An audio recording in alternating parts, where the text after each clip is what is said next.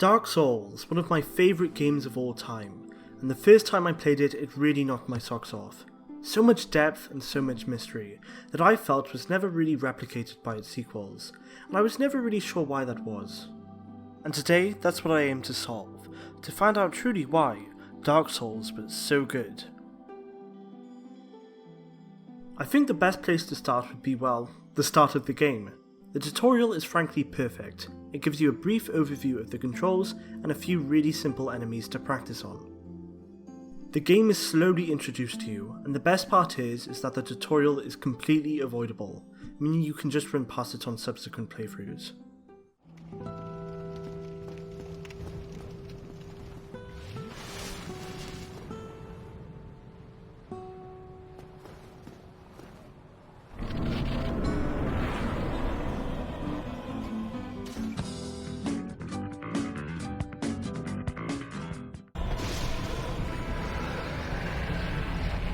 Now after a relatively easy first boss, the training wheels come off and you jump straight into Lordran.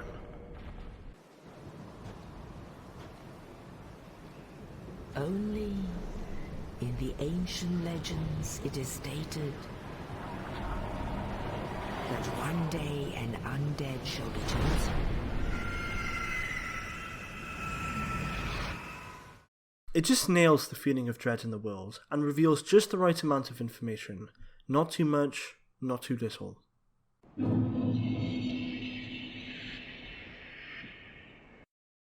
The gameplay is incredible. It's not just dodging and swinging over and over again. There's a lot more depth to it. You can parry, dodge, backstab, run and jump, among other things.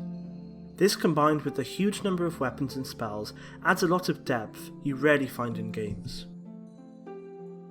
But what I think really makes me love the gameplay is how an understanding of the moveset of the enemy can really be taken advantage of. There is nothing more satisfying than flinging someone into the air after I've barely missed their attack. Slithering. Watch out! Watch out! Watch out! Watch out! Positioning is another option you have when approaching an enemy, and it can make tankier builds a bit more viable. The environment comes into play as well, using cliffs to kick enemies to their doom, or even using certain items in certain situations. I mean, the classic example is of course the alluring skull, directing that damn boar into the fire so it can burn to death.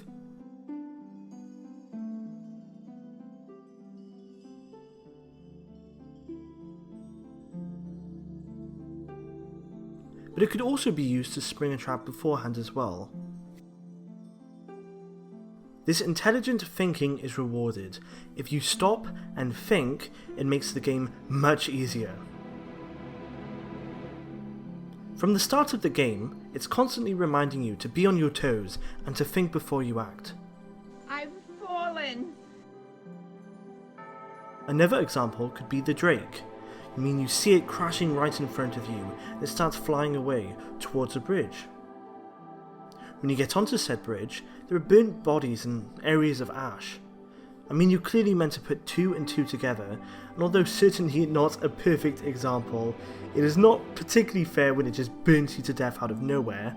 This philosophy of thinking before acting exists throughout the entire game. This also comes to show within the multiplayer and how it's integrated into the game. The balance between purely cooperation and invasions gives a sense of risk to engaging with it. Turning human does allow you to summon allies, but also puts you at the mercy of invaders. Once again, the idea of thinking and managing risk returns. Their approach is very forward-thinking too. I mean, I don't think any other game incorporates online play so seamlessly into the single-player experience, and it truly was ahead of its time. The use of NPCs also helps to make this aspect of the game constantly accessible deep into the future, allowing one to invade or summon long after anyone has stopped playing, and I really appreciate this.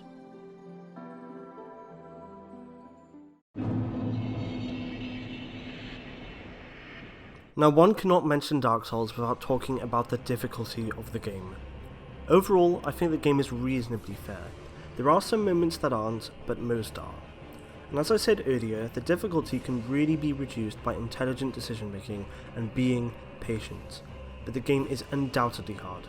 Not only is the difficulty a way to immerse yourself into the game, but it gives purpose and tension to your actions. Each decision can make or break your encounters with enemies, making each fight intense, keeping you on the edge of your seat. Choosing where to put your next skill point actually has meaning, because you need every advantage you can get. The game wouldn't really work if every enemy and boss was easy, as there would be no sense of relief finding a bonfire, fucking delicious, and no sense of dread walking into each fog door. What the fuck is going on here? What the fuck is that in there? It's fucking disgusting. What is that? It stinks here. What's that smell? Excuse me for one moment, will you? While I stuff my face.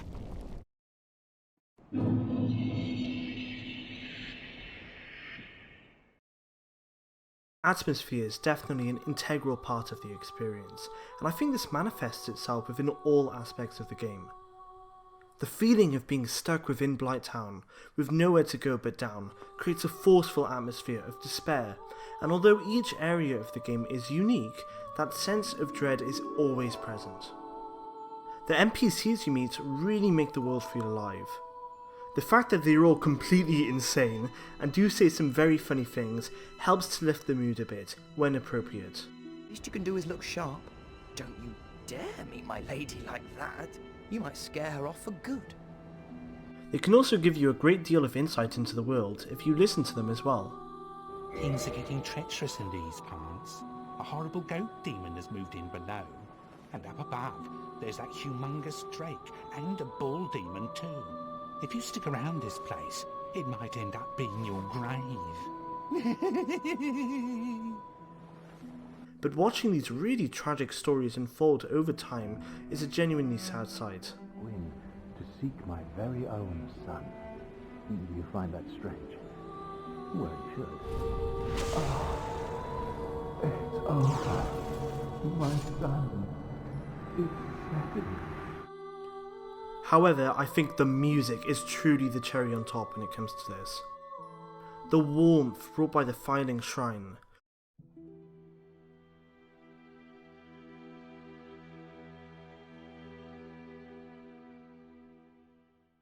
the euphoria of meeting Guinevere,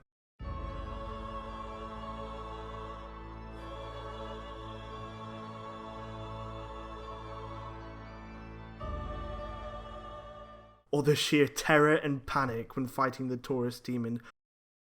Well, this seems like a pretty nice bridge. Oh my god, run away! Are really emphasized by the wonderful soundtrack. But I think the restrained use of music, rarely being used outside of boss fights, makes these moments, when it is present, even more memorable. Most of the time you are only going to be hearing ambient sounds around you, immersing yourself in the world.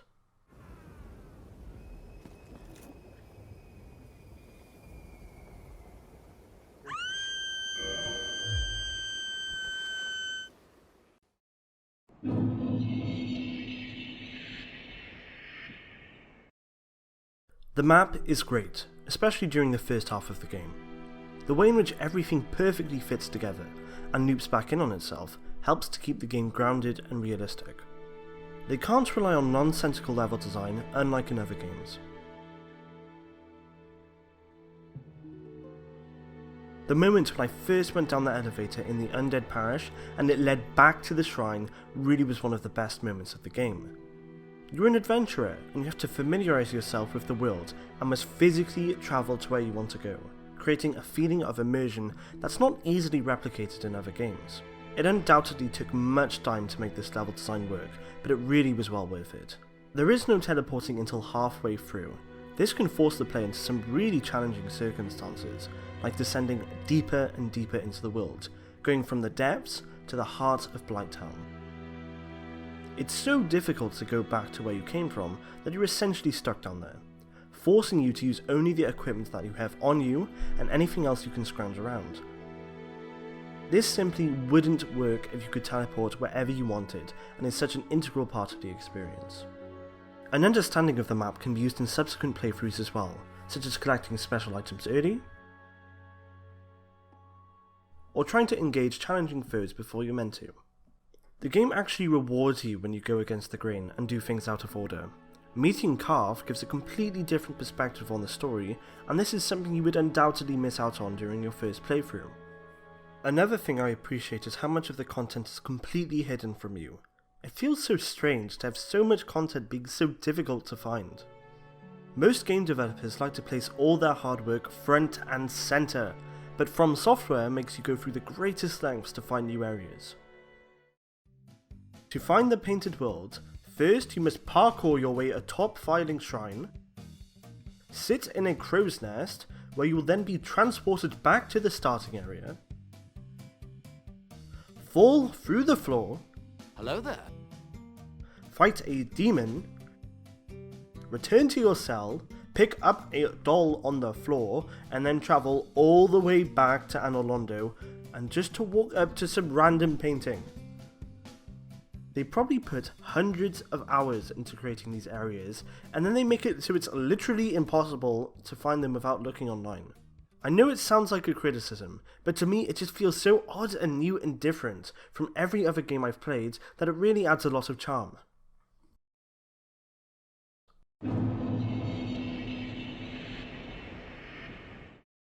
Now onto the boss fights. Even though there are some real disappointments in the game, overall I'm quite impressed. Each boss is a challenge, and most are unique encounters and are ordered in a way to keep the game fresh. You go from intense battles against demons and gargoyles, with the focus being on aggression, to a fight focused on defense against a boss using only magic, and that variety keeps the game fresh. The tactics used on Taurus Demon won't work on the Moonlight Butterfly, and as a melee character, you would need to develop new strategies to resist the magic damage and also to deal range damage, preventing you from getting comfortable. The notorious difficulty of the game, I think, is best represented by the bosses as well. Let's take Artorias for example, the best boss in the game in my opinion.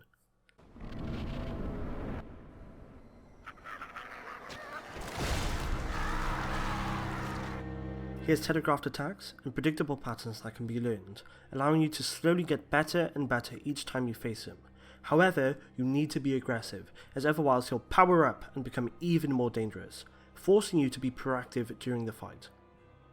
You probably won't beat him the first time round, but he feels fair and engaging to fight. Each time you walk through that fog door, you'll get closer and closer to victory, and once you do finally beat him, the feeling is incredible.